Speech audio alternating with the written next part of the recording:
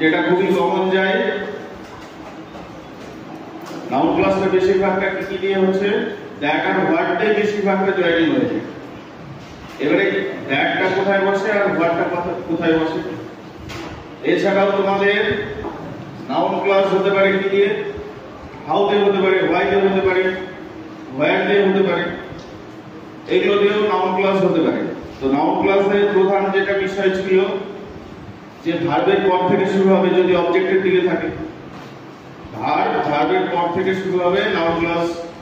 Noun class বের করার উপায় কি ছিল, ভার্বকে মেইন ক্লাসের ভার্বকে প্রশ্ন করতে হবে কে, কি, কারা বা কাকে, এই চারটা দিয়ে যদি প্রশ্ন করে উত্তর পাও তাহলে নাউন ক্লাস হয়ে যাবে। এবারে ই কোথায় বসবে আর হোয়াট এটা কোথায় বসবে এটা একটু দেখো। যদি দেখো সেন্টেন্সের মধ্যে তোমাদের দুটো করে সেন্টেন্স থাকবে জয়েন করার জন্য, দুটো করে সেন্টেন্স থাকবে, তার মধ্যে যদি দেখো যে দুটো সেন্টেন্সের মধ্যে যদি কোথাও যদি দেখতে পাও যে ইট আছে, ইট যদি দেখতে পাও দিস আছে, দিস, ইট দিস, সো, আর যদি সরাসরি দ্যাট দাও, সরাসরি যদি দ্যাট দাও থাকে তো কোনো কথাই নেই। যদি এইগুলো দেওয়া থাকে দুটো সেন্টেন্সের মধ্যে কোনো একটাতে যদি ইট দিস সো থাকে তাহলে এইগুলো কেটে বাদ যাবে, আর এইগুলো যে সেন্টেন্সে থাকবে সেই সেন্টেন্সটা দিয়ে তোমার জয়েনিংটা শুরু হবে। এগুলো কেটে বাদ দিয়ে এখানে কি হবে, ইটের জায়গায় দ্যাট হবে, দিসের জায়গায় দ্যাট হবে, সো এর জায়গায় দ্যাট হবে। আর যদি সরাসরি দ্যাট দুটো প্রশ্নের দুটো সেন্টেন্সের মধ্যে দিয়ে দেওয়া থাকে তাহলে দেখো এটা তো থাকছেই। একটা এক্সাম্পল দেখো, একটা এক্সাম্পল ইট আছে, এটা খুব কমন এক্সাম্পল আমরা যেটা করেছো।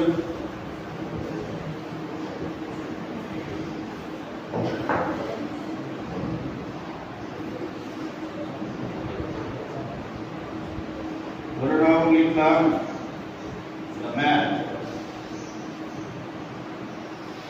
the man is, এটা দেখলাম উদাহরণটা করেছো ওটাই নিচ্ছি, the man is honest, এই উদাহরণটা দেখলাম খাতায়। আর এইটা আমরা জানি we know it অথবা this, যেহেতু উদাহরণটা করেছো সেজন্য ওইটাই লিখলাম। The man is honest, লোকটা হয় সৎ, we know it অথবা we know this অথবা we know that, আমরা সেটা জানি। এরকম যদি সেন্টেন্স পড়ার সঙ্গে সঙ্গে যখন দুটো সেন্টেন্স পড়ে নিলে পড়তে যখন পেয়ে গেলে যে এখানে তো ইট দেওয়া আছে, এখানে যদি দিস দেওয়া আছে, আর যদি সরাসরি দ্যাট থাকে তো দ্যাটটাই বসবে। ইট আর দিস যদি দেওয়া থাকে তাহলে এগুলোর পরিবর্তে কি লিখতে হবে, এই জায়গায় লিখতে হবে দ্যাট। আর এই সেন্টেন্সটা থেকে জয়েনিংটা শুরু হবে। কি শুরু হবে আমরা জানি, উই নো, কি জানি, ইটের জায়গায় দ্যাট হয়ে যাবে, উই নো দ্যাট, আমরা জানি যে, কি জানি, the man is, the man is honest। এই যে এটা ইট অথবা দিস যদি থাকে তাহলে সেটা কেটে বাদ যাবে, সেই জায়গায় দ্যাট বসিয়ে দিতে হবে। বুঝতে পারলে? সেই জায়গায় দ্যাট বসিয়ে দিতে হবে। খুব সহজ, এটা সহজ কিনা? এটা ইয়েটা হলো ইট কেটে দ্যাট করো, শেষ থেকে শুরু করো। ইট কেটে দ্যাট করো, শেষ থেকে শুরু করো, মানে ওই শেষে যে সেন্টেন্সটা আছে সেই সেন্টেন্সটা থেকেই শুরু করতে হবে। বুঝা গেল? খুবই সহজ এটা। এইবারে এটাকে যাচাই করার জন্য আমরা কি করতে পারি, লোকে প্রশ্ন করতে হবে। আমরা কি জানি, হোয়াট দিয়ে প্রশ্ন করলে কি জানি, জানি যে লোকটা সব, এটা জানি।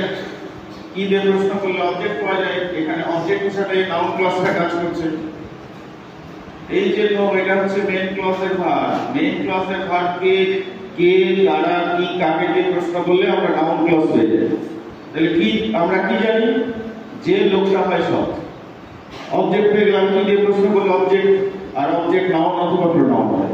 এটা হলো একটা নিয়ম, খুব সহজ। এটা দিস, ইট আর যদি সো এগুলো থাকে সেগুলো কেটে বাদ যাবে, আর সেখান থেকে সেন্টেন্সটা শুরু হবে। এইটা একটা গেল। আর একটা বেশিরভাগ জয়েনিং হয় হোয়াট দিয়ে। হোয়াট দিয়ে, হোয়াট দিয়ে সেটা সাবজেক্টের জায়গায় বেশি বসে। যদি দুটো এরকম দুটো সেন্টেন্সের মধ্যে যদি কোথাও দেখতে পাও যে সামথিং, এনিথিং, সামথিং,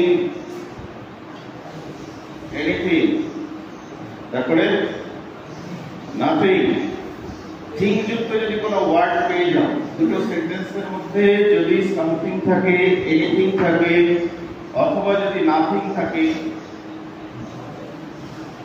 এগুলো যদি চোখে পড়ে, এইগুলো যদি চোখে পড়ে, তাহলে এগুলো কেটে বাদ দিয়ে কি করতে হবে, এই জায়গায় হোয়াট ইউজ করতে হবে, আর নাউন ক্লজ তৈরি হবে। উদাহরণ এক্সাম্পল দেখো, একটা এক্সাম্পল দেখলে বুঝে যাবে। খাতায় লিখছো কি একটা করে উদাহরণ, কোনটা লিখতে হবে, যেটা বললাম সেটা মনে রাখতে হবে। ইট কেটে দ্যাট করো, শেষ থেকে শুরু করো, হলো একটা নিয়ম, ইট কেটে দ্যাট। আর দুটো সেন্টেন্সের মধ্যে যদি দেখতে পাও সামথিং, এনিথিং, নাথিং থাকে, তাহলে সেগুলো কেটে বাদ যাবে, সেগুলো আর থাকবে না, সেগুলোর পরিবর্তে লিখতে হবে হোয়াট।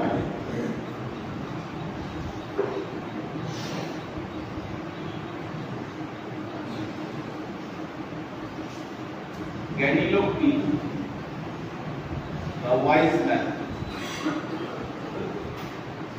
the জ্ঞানী লোকটি কি বললো, said something, কিছু একটা বললো।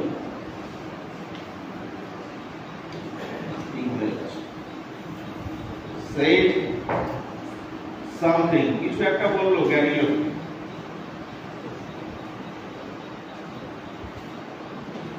সেটাকে শোনো, listen, listen to it, এটাকে শোনো। the wise man, জ্ঞানী লোকটি কি বললো, said something, কিছু একটা বললো, listen to it, এটাকে শোনো। এখানে দেখো দুটোই আছে, এখানে ইট আছে, এখানে সামথিং আছে। এবারে বিষয়টা লক্ষ্য করো, সামথিং, ইট দিয়ে সামথিং কে তো বোঝানো হচ্ছে নাকি। লিসেন টু ইট মানে কি, ইট মানে যেটা বলা হচ্ছে, জ্ঞানী লোকটা যেটা বলছে সেটাকে তো ওই সামথিংটাকে ইট দিয়ে বোঝানো হচ্ছে। এটা বুঝতে পারলে কি, কিছু একটা বলছে, সেই বলাটা এখানে লিসেন টু ইট মানে কি, ইট ওই সামথিংটাকে, লিসেন টু দা সামথিং, ওই সামথিংটাকে বোঝো। তো এবারে কি করতে হবে, যেহেতু আমরা সামথিং দেখতে পাচ্ছি, এখানে কি করব, শুরু করতে হবে তোমার লিসেন টু, এখানে কি করতে হবে, হোয়াট নিয়ে আসতে হবে। Listen to what the wise man, শোনো যেটা জ্ঞানী লোকটি বললেন। সামথিং আর হবে না, ইট আর হবে না, কারণ এই দুটো দিয়ে একটাকে বোঝানো হচ্ছে। আর এই সামথিং দেখতে পাওয়ার সঙ্গে সঙ্গে আমরা সামথিং এর পরিবর্তে কি লিখবো এখানে, হোয়াট। তাহলে listen to what the wise man said, listen to what the wise man said, শোনো যেটা জ্ঞানী লোকটি বললেন। এটা তৈরি হয়ে গেল এখানে হোয়াট থেকে, এটা নাউন ক্লজ, এটা নাউন ক্লজ।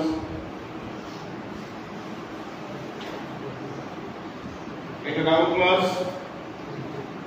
তাহলে হোয়াট আর দ্যাট দিয়ে করতে পারবে জয়েন। সহজ, দুটো বিষয় মাথায় রাখতে হচ্ছে। এই যে এই সাইডে যেটা লিখছি এইটাকে মাথায় রাখতে হবে। এরপরে হোয়াই দিয়ে হতে পারে, হোয়েল দিয়ে হতে পারে, হাউ দিয়ে হতে পারে। সেগুলো কখন হয়, হোয়েল মানে সেটা টাইম, সময়কে যখন, সময়ের যখন উল্লেখ থাকবে দুটো সেন্টেন্সের মধ্যে দেখবে টাইমের উল্লেখ আছে তখন হয়ে দিয়ে করতে হবে। টাইমের উল্লেখ থাকলে হয়ে দিয়ে করতে হবে। এবারে টাইম আমরা কি কি দিয়ে ব্যবহার করি? নাও দিয়ে ব্যবহার করি, দেন দিয়ে ব্যবহার করি, এগুলো দিয়ে ব্যবহার করি। এগুলো যদি সেন্টেন্সের মধ্যে দেখতে পাও তাহলে হয়ে দিয়ে জয়েন করতে হবে নাউন ক্লজ। আর ভার্বের পরে কিন্তু নাউন ক্লজটা শুরু হচ্ছে, এটা একটু ভালো করে মাথায় রাখবেন। ভার্বের পর থেকে নাউন ক্লজটা শুরু হয় যদি সেটা অবজেক্টের দিকে থাকে। যদি সাবজেক্টের জায়গায় থাকে তাহলে তো কোনো ব্যাপার না, সাবজেক্টের জায়গায় প্রথমে শুরুতেই থাকে। যদি তোমার কোন একটা প্রসেস, কোন একটা মেথড, কোন একটা কিছু তৈরির পদ্ধতি সেগুলো যদি উল্লেখ করা থাকে, প্রসেসের কথা উল্লেখ থাকলে হাউ দিয়ে আমরা জয়েন করব। প্লেসের কথা যদি উল্লেখ থাকে হোয়ার দিয়ে ইউজ করব, হোয়ার ইউজ করব। হিয়ার, দেয়ার, তোমার হচ্ছে সরাসরি ধরে নাও কোন একটা প্লেসের কথা বলা হচ্ছে তাহলে সেগুলোর ক্ষেত্রে হোয়ার দিয়ে ইউজ করব। আর যদি কোনো রিজনের উল্লেখ থাকে, কোনো কারণের উল্লেখ থাকে তাহলে আমরা কি দিয়ে করব? হোয়াই দিয়ে করব। কারণ থাকলে হোয়াই দিয়ে করব। প্রথমে আগে এই দুটো ভালো করে শেখো। আজকে অ্যাডজেক্টিভ ক্লজটা হবে না। এখন অ্যাডজেক্টিভ ক্লজের জয়েন কিভাবে হয়, অ্যাডজেক্টিভ ক্লজ খাতায় লিখতে একটু বসে থাকবে না। শেষের দিকে লাস্টের দিকে শোনা যাচ্ছে কি? পরিষ্কার শুনতে পাচ্ছ? লিখবে এখানে খাতায়, উপরে হেডিং দাও অ্যাডজেক্টিভ ক্লজ। অ্যাডজেক্টিভ ক্লজ এটা মুছে দিলাম। তাহলে এই দুটো শিখে নাও। দেখো বেশিরভাগ যখন কোশ্চেন ব্যাংক করতে যাবে এইগুলো দিয়েই বেশি জয়েনিংটা, বেশিরভাগ জয়েনিং এগুলো দিয়েই হবে। দু চারটা এরকম থাকবে, অর্থগুলো একটু বুঝতে হবে। মিনিংটা বুঝতে পারলে জয়েনিং করতে সুবিধা হয়, অর্থটাকে বুঝতে পারলে। অ্যাডজেক্টিভ ক্লজ হেডিং দিয়েছো, অ্যাডজেক্টিভ ক্লজ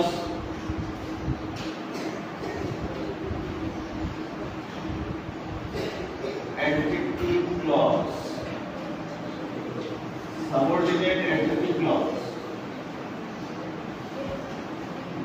এগুলো তো সব আমরা যেগুলো শিখছি সেগুলো সব কি? প্রত্যেকটা হচ্ছে সাবঅর্ডিনেট ক্লজ। এগুলোর সামনে কিন্তু সাবঅর্ডিনেট কথাটা থাকবে। Subordinate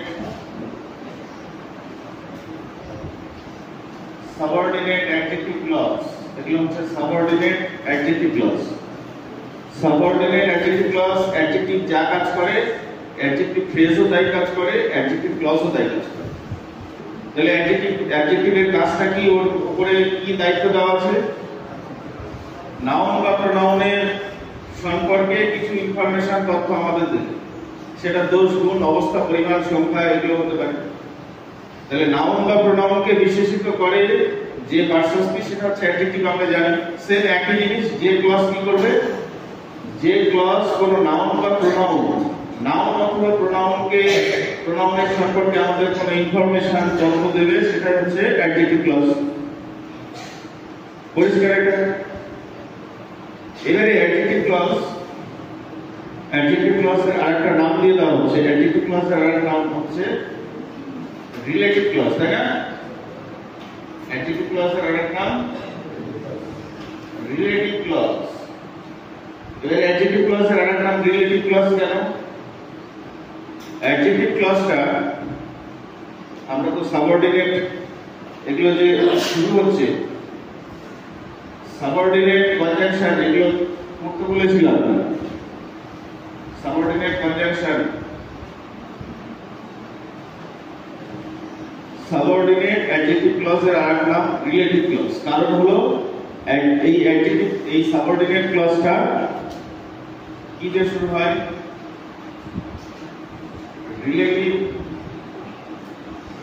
relative pronoun. প্রোনাউনের ভাগ করেছো তো? Pronoun D square, I square, P square, আর কিউব। তার মধ্যে ওই যে আর কিউব মানে আর যে তিনটে আছে, একটা রেসিপ্রোকাল, একটা রিলেটিভ আর একটা রিফ্লেক্সিভ। এই তিনটার মধ্যে হচ্ছে রিলেটিভ প্রোনাউন। রিলেটিভ প্রোনাউন কোনগুলো?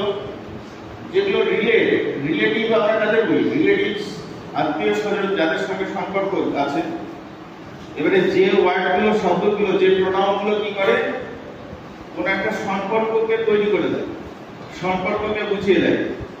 সম্পর্ককে বোঝানো হয় যে প্রোনাউন দিয়ে, এরা সম্পর্ক তৈরি করে, সেইগুলো হচ্ছে রিলেটিভ প্রোনাউন। সেগুলোর মধ্যে সবথেকে বেশি ইউজ হয় হু, হুইচ। এবারে এগুলো রিলেটেড কি আছে, হু থেকে হুস, হুম, এগুলো চলে আসে। হু, হুইচ, হুস, হুম, এগুলো হচ্ছে রিলেটিভ প্রোনাউন। অ্যাডজেক্টিভ ক্লজ যেহেতু রিলেটিভ প্রোনাউন, আর কিছু রিলেটিভ অ্যাডভার্ব আছে, রিলেটিভ অ্যাডভার্ব, রিলেটিভ প্রোনাউন আর কিছু রিলেটিভ অ্যাডভার্ব আমরা দেখতে পাই। রিলেটিভ অ্যাডভার্ব, রিলেটিভ অ্যাডভার্বগুলোর মধ্যে কি কি পড়ে? রিলেটিভ অ্যাডভার্বের মধ্যে পড়ে when পড়ে, why পড়ে, where পড়ে। যেহেতু এই সাবঅর্ডিনেট ক্লজ রিলেটিভ প্রোনাউন এবং কিছু রিলেটিভ অ্যাডভার্ব দিয়ে শুরু হয়, যেহেতু অ্যাডজেক্টিভ ক্লজ রিলেটিভ প্রোনাউন আর রিলেটিভ অ্যাডভার্ব দিয়ে যেহেতু শুরু হয়, সেই জন্য অ্যাডজেক্টিভ ক্লজের আরেক নাম রিলেটিভ ক্লজ। বোঝা গেল কি বললাম?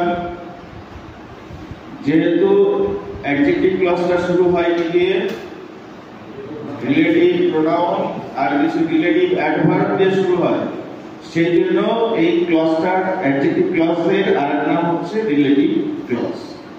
তার মানে এখান থেকে কি বুঝতে পারলে? অ্যাডজেক্টিভ ক্লজগুলো এগুলো দিয়ে শুরু হবে।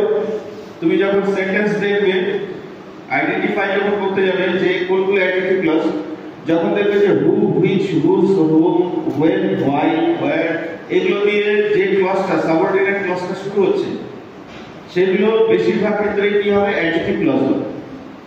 এগুলো দিয়ে কিন্তু নাউন ক্লজও তৈরি হতে পারে, নাউন ক্লজও তৈরি হতে পারে। তাহলে এখানে খাতায় লিখে রাখবে, যেহেতু অ্যাডজেক্টিভ ক্লজ কি দিয়ে শুরু হচ্ছে? রিলেটিভ প্রোনাউন, এটা লিখে রাখো। রিলেটিভ প্রোনাউন এবং রিলেটিভ অ্যাডভার্ব দিয়ে শুরু হয়, সেই জন্য অ্যাডজেক্টিভ ক্লজকে রিলেটিভ ক্লজও বলা হয়। এটা লিখে রাখো নিজের ভাষায়। এটা বোঝা গেল কি? তারপরে হু, হুইচ, হুস, হুম, when, why, where, এগুলো দিয়ে হচ্ছে আমাদের অ্যাডজেক্টিভ ক্লজটা শুরু হবে। এগুলো দিয়ে যখন দেখবে, এগুলো দিয়ে জয়েন করতে হবে, এগুলো দিয়ে বেশিরভাগ হবে।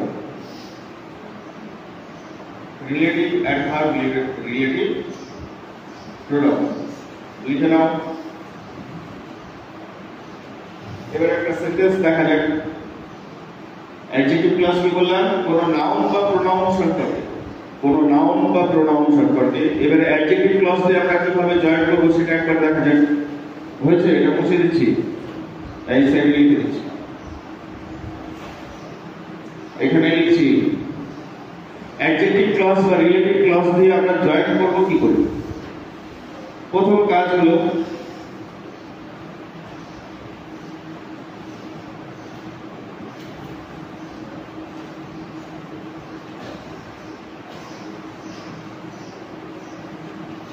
সেন্টেন্স লিখছি, মাই ফ্রেন্ড,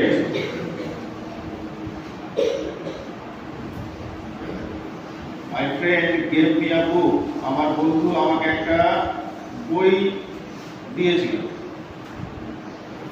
বই দিয়েছিল। ইট ইজ অথবা ইট ওয়াজ, এটা ছিল ইট ওয়াজ, এটা ছিল কস্টলি, এটা ছিল দামি। আমার বন্ধু আমাকে একটা বই দিয়েছিল, আর ওই বইটা ছিল দামি বই। মাই friend gave me a book, it was costly বা ইট ইজ রেয়ার, এটা একটা খুব দুর্লভ বই ছিল, পাওয়া যায় না এরকম একটা বই আমাকে দিয়েছিল। এইরকম দুটো সেন্টেন্স তোমাদের যেহেতু দুটো দিয়েই হয় জয়েনিংটা, তো দুটো দিয়ে আগে শিখতে হবে। এইরকম সেন্টেন্স যখন দুটো দেখবে, তখন প্রথম কাজ অ্যাডজেক্টিভ ক্লজ দিয়ে যদি বলে এটাকে অ্যাডজেক্টিভ ক্লজ দিয়ে জয়েন করো। জয়েন যখন করতে বলবে অ্যাডজেক্টিভ ক্লজ দিয়ে, তোমার প্রথম কাজ হবে দুটো সেন্টেন্সে আছে এমন নাউন বা প্রোনাউনকে খুঁজতে হবে। দুটোতেই আছে। কি আছে? দুটো সেন্টেন্সের মধ্যে আছে। কোন নাউন বা প্রোনাউনটা এখানে আছে? কি আছে? বুক, তাই না? এই যে এই বইটার পরিবর্তে ইট তো বসেছে, তার মানে কমন মানে কি? দুটোতেই আছে যেটা সেটাই কমন, দুটোতেই যেটা আছে সেটা হলো কমন। এখানে বলেছে গেভ মি আ বুক, আর এই বইটার পরিবর্তে আমরা প্রোনাউন ব্যবহার করেছি ইট, তার মানে বইটা দুটো সেন্টেন্সের মধ্যেই আছে। তাহলে প্রথম কাজ হলো কি? দুটো সেন্টেন্সে আছে এরকম কমন নাউন বা প্রোনাউনকে খুঁজে বের করা। প্রথম কাজ খুঁজে বের করলে, খুঁজে বের করার পরে দেখতে হবে যেটা বলা হচ্ছে যে সেটা বস্তু হতে পারে, সেটা জায়গা হতে পারে, সেটা মানুষ হতে পারে, সেটা মানুষ বাদে অন্যান্য প্রাণী হতে পারে। দেখতে হবে এবারে যদি সেটা বস্তু হয়, বস্তু হলে কি করতে হবে? সেই বস্তুটাকে বোঝানোর জন্য আমাদের এই যে relative pronoun which, relative pronoun which, which দিয়ে জয়েন করতে হবে। যেহেতু এখানে বুক হচ্ছে একটা বস্তু, সেই জন্য কি করতে হবে? এই জয়েনিং আমরা করব হুইচ দিয়ে। হুইচ দিয়ে বুঝতে পারলাম, ওটা লিখে দিচ্ছি আমি, কখন কোনটা হু ব্যবহার করবে, কখন হুইচ ব্যবহার করবে, কোথায় হোয়ার ব্যবহার করবে। তাহলে দুটোর ক্ষেত্রে আমরা কি করলাম? এখানে যে হুইচ দিয়ে এটা জয়েন হবে, এটা আমরা এতদূর পর্যন্ত এলাম। এবারে হুইচটা বসাবোটা কোথায়? হুইচটা কি আমরা সেন্টেন্সের শুরুতে লিখবো না শেষে লিখবো, কোথায় লিখবো? হুইচটাকে, এই প্রোনাউনটাকে ব্যবহার করতে হবে। এই যে যেটা কমন নাউনটা পাচ্ছ, যে কমন নাউনটা পাচ্ছ, এই কমন নাউনটার ঠিক পরে, কমন নাউনটার ঠিক পরে কি বসাতে হবে? সেটা যদি বস্তু হয় হু বসাতে হবে, সেটা যদি মানুষ হয় তাহলে হু বসাতে হবে, সেটা যদি কোনো প্লেস হয়, জায়গা হয়, তাহলে হোয়ার বসাতে হবে। বোঝা গেল? সেটা যদি মানুষ বাদে অন্যান্য প্রাণী হয় তাহলে দ্যাট বসতে পারে অথবা হুইচ বসতে পারে। তাহলে এইটাকে জয়েন করলে দেখো কেমন হবে? যে আমার বন্ধু, my friend gave me a book,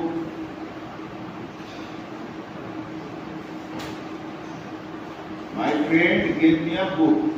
আর বুকটা কমন ছিল, এই জন্য এর পরে কি লিখবো বলো তো? হুইচ লিখবো। আর হুইচটা কি বলো তো? হুইচটা হলো একটা কি? হুইচ একটা রিলেটিভ প্রোনাউন। একটা নাউনের পরিবর্তে আমরা একটাই প্রোনাউন ইউজ করব, তাই ইউজ করেছি নাকি? একটা নাউনের পরিবর্তে সেটাকে বোঝানোর জন্য আমরা একটাই প্রোনাউন ইউজ করি। এবারে এইটা দেখো, এটা তো pronoun, relative pronoun, relative pronoun. এই হুইচটা দিয়ে বুককে বোঝানো হয়ে গেল, সেজন্য আমাদের আর এই প্রোনাউনটার প্রয়োজন নেই। একটা জিনিসকে বোঝাতে গেলে আমরা একটাই তো প্রোনাউন ইউজ করব, সেই জন্য হুইচ যখন বসিয়ে দিচ্ছি তখন আর কিন্তু এই ইটটা হবে না। কেন হবে না? একই জিনিসকে বোঝাতে গেলে দুটো প্রোনাউনের প্রয়োজন হয় না, সেই জন্য ওই ইটটা কিন্তু আর হবে না। ইট বাদ দিয়ে এবারে ভার্ব থেকে কি লিখবো? হুইচ ওয়াজ, যেটা ছিল হুইচ ওয়াজ কস্টলি, বা হুইচ ওয়াজ রেয়ার, যেটা ছিল দুর্লভ ছিল, পাওয়া যায় না এরকম। তাহলে জয়েনিংটা কেমন হলো? মাই friend gave me a book which was costly. সহজ বিষয় না? শুধু কয়েকটা জিনিস মাথায় রাখতে হবে। মানুষ হলে হু, মানুষ বাদে অন্যান্য প্রাণী, বস্তু, এগুলো হলে পরে হুইচ অথবা দ্যাট, আর কোনো প্লেস যদি বোঝায় তাহলে হোয়ার বসাতে হবে। এইবারে এই যে হুইচ, হুইচ দেখতে পেলাম, হুইচ ওয়াজ কস্টলি।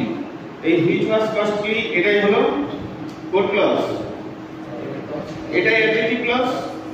এবারে এটা অ্যাডজেক্টিভ ক্লজ কেন? কারণ কি দেখো, এই যে ক্লজটা সেটা কি করছে? একটা নাউনের বর্ণনা দিচ্ছে না? নাউন সম্পর্কে বলছে না, এখানে বইটা সম্পর্কে বলেছে। বইটা হচ্ছে কি? বইটা সম্পর্কে বলা হচ্ছে বইটা হচ্ছে দামি।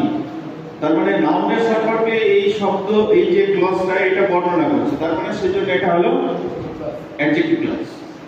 এইবারে এই অ্যাডজেক্টিভ ক্লজ যে নাউনটা সম্পর্কে বলে, এই যে নাউনটা, সেটা গ্রামারের দিক থেকে এটার একটা নাম আছে। এটাকে বলা হয়, এটাকে বলে অ্যান্টিসিডেন্ট, অ্যান্টিসিডেন্ট, এটাকে বলা হচ্ছে অ্যান্টিসিডেন্ট। অ্যাডজেক্টিভ ক্লজ যে নাউন সম্পর্কে বলে, যে নাউনের সম্পর্কে ইনফরমেশন তথ্য দেয়, সেই নাউনটাকে গ্রামারের ভাষায় ওইটাকে বলা হয় অ্যান্টিসিডেন্ট। তাহলে এখানে বুকটা হচ্ছে অ্যান্টিসিডেন্ট, বুকটা হলো অ্যান্টিসিডেন্ট। বোঝা গেল? এবারে এখানে এই সাইডে কি কি লিখবে, এখানে লিখতে হবে, এখানে লিখে রাখতে হবে হুটা কোথায় বসে। হুটা হচ্ছে ব্যক্তির ক্ষেত্রে, ব্যক্তি যখন বোঝাবে, ব্যক্তির ক্ষেত্রে আমরা হু বসাবো, হু দিয়ে জয়েন করবো। ব্যক্তির ক্ষেত্রে হুটা, ব্যক্তির ক্ষেত্রে হুইচ,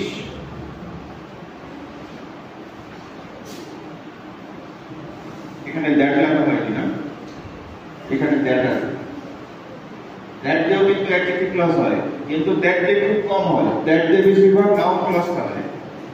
হুইচ এটাই হচ্ছে মেন, এটা দিয়ে হবে। দ্যাটটাও লিখে রাখো, কখনো কখনো দ্যাট ইউজ হবে।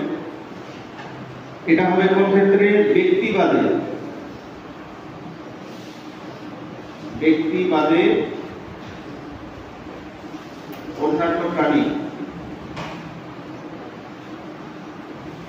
অন্যান্য প্রাণী, ব্যক্তিবাদে অন্যান্য প্রাণী বা বস্তু, বস্তুর ক্ষেত্রে আমরা হুইচ ব্যবহার করব। ব্যক্তি বোঝালে যদি ব্যক্তিকে কমন পাও দুটো সেন্টেন্সে, তাহলে হু বসাতে হবে, এবং সেটা কোথায় বসাতে হবে? যে নাউন বা প্রোনাউনকে কমন পাবে দুটো সেন্টেন্সে পাবে, সেটা ঠিক পরে কিন্তু বসাতে হবে। যদি ব্যক্তি বাদে অন্য কোনো প্রাণী, সেটা কি হতে পারে? অন্যান্য জীবজন্তু হতে পারে, পাখি হতে পারে, অথবা কোনো বস্তুর ক্ষেত্রে আমরা হুইচ বসাবো। আমরা ওয়্যার ইউজ করব যদি কোনো প্লেস, জায়গার ক্ষেত্রে আমরা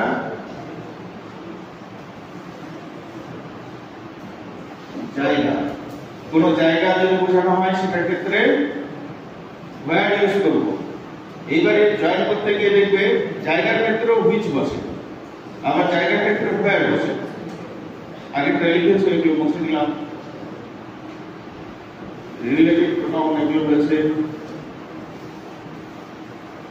জায়গার ক্ষেত্রে এটাকে উপরে লিখছি, হ্যাঁ,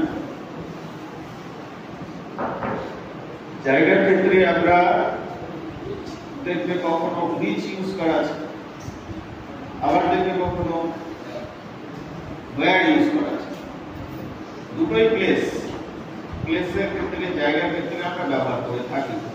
এবারে কখন হুইচ ব্যবহার করবো আর কখন ওয়্যার ব্যবহার করবো, এটা একটু অসুবিধা হয়ে যায়।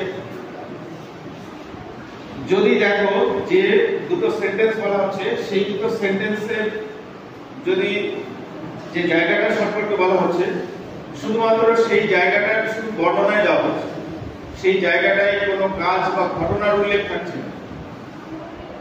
যদি দেখো যে প্লেসের কথা উল্লেখ করা হচ্ছে, সেই প্লেসটা শুধু বর্ণনা দেওয়া হচ্ছে, ওই প্লেসে কোনো ঘটনা ঘটছে না, কোনো কিছু কাজ হচ্ছে, সেগুলো যদি উল্লেখ না থাকে, তাহলে আমরা কি করব? তাহলে আমরা হুইচ ব্যবহার করব। মানে কি? এটা শুধুমাত্র জায়গা, শুধুমাত্র জায়গার বর্ণনা, শুধুমাত্র জায়গার বর্ণনা যদি থাকে, তাহলে আমরা হুইচ ব্যবহার করব। এবারে ওই জায়গায় যদি কোনো ঘটনা ঘটে থাকে, জায়গাটার সঙ্গে কোনো ঘটনা যুক্ত, কোনো কাজ, ঘটনা বা কাজ যদি ওই জায়গাটার সঙ্গে যুক্ত হয়, কোনো ঘটনা বা কাজ যদি ওই জায়গাটার সঙ্গে যুক্ত হয়, তাহলে আমরা ওয়্যারটা ইউজ করব। দুটো উদাহরণ এখানে লিখে রাখবেন, এটা পরে গিয়ে কিন্তু কনফিউশন তৈরি হয়, এই দুটোকে পরিষ্কার রাখতে হবে। দেখো আমি দুটো সেন্টেন্স লিখছি,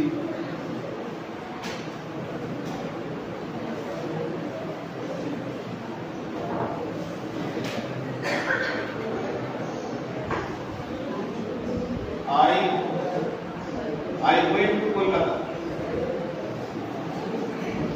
আমি কলকাতায় গিয়েছিলাম।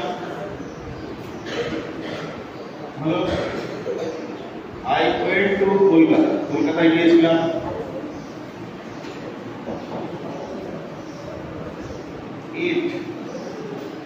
It is an old city.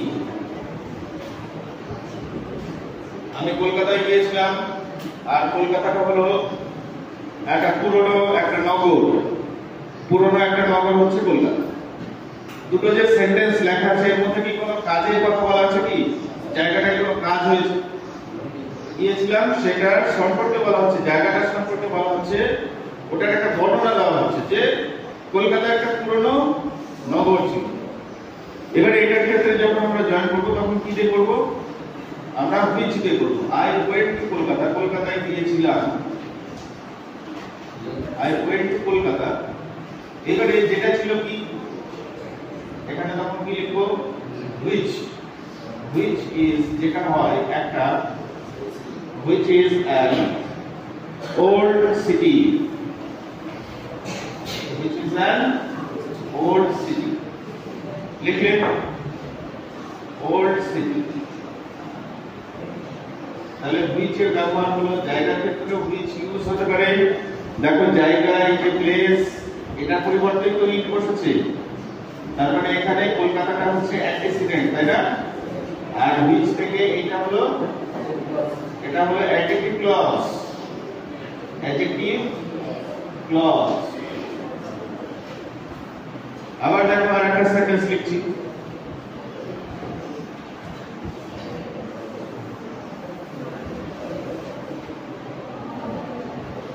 আমি গিয়েছিলাম একই এটা, আই ওয়েন্ট টু কলকাতায় গিয়েছিলাম।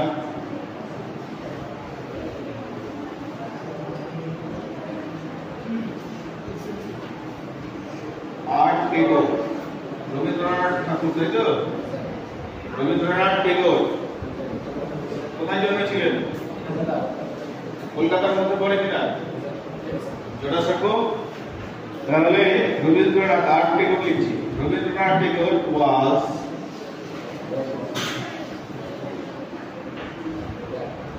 was born there. সেখানে রবীন্দ্রনাথ ঠাকুর জন্মগ্রহণ করেছিলেন। একটা দেখো প্লেসটা একটা কাজের কথা বলা হচ্ছে। এই প্লেসটা একটা কাজ, কাজটা কি হয়েছে? রবীন্দ্রনাথ জন্মগ্রহণ করেছিলেন, এই কাজটা ওই কলকাতায় হয়েছিল।